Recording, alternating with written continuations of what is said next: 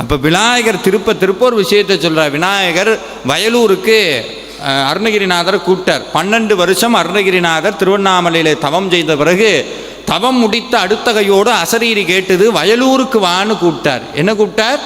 வயலூருக்கு. குமார வயலூர்னு அந்த திருத்தலத்திற்கு பெயர். அங்கே தான் அருகுருநாதர் வாரியார் சுவாமிகள் அற்புதமான திருப்பணியெல்லாம் பண்ணி வச்சிருக்கிறார்.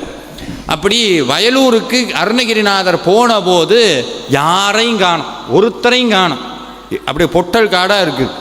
அருணகிரிநாதர் ஒரு நிமிஷம் பயந்து போனார், கத்தரார், அசரீரி பொய்யோ, என்னை நீதான வர சொன்ன, இங்கே ஒருத்தரையுமே காணமே, அசரீரி பொய்யோன்னு அருணகிரிநாதர் கேட்ட அடுத்த நிமிடம் ஒரே ஒரு சத்தம் அங்கிருந்து வந்தது, அசரீரி மெய்யே, உன்னை வர சொன்னது உண்மைதான். பதில் பேசினது முருகன் இல்லை, விநாயகர். அதனால தான் இன்னைக்கும் வயலூரில் இருக்கிற விநாயகருக்கு பேர் பொய்யாமொழி.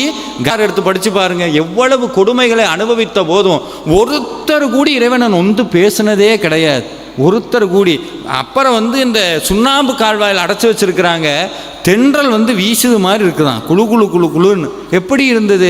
உலகத்தில் எவ்வளவு துன்பங்கள் வந்தாலும், நல்லா வார்த்தை கவனிக்கணும், உலகத்தில் எவ்வளவு துன்பம் வந்தாலும், கர்மவினையினால் வாழ்க்கையில் எவ்வளவு ஏற்றம் வந்தாலும் இரக்கம் வந்தாலும் அது நம்மை பாதிக்கக்கூடாதுன்னா இறுக்கி முருகனுடைய திருவடியை கெட்டியாக பிடிச்சிட்டோம்னா மழையோ வெயிலோ எதுவும் நம்மளை ஒன்றும் பண்ணாது. அப்படி பிடிக்கிறதுக்கு பேர் தான் பக்தின்னு அர்த்தம்.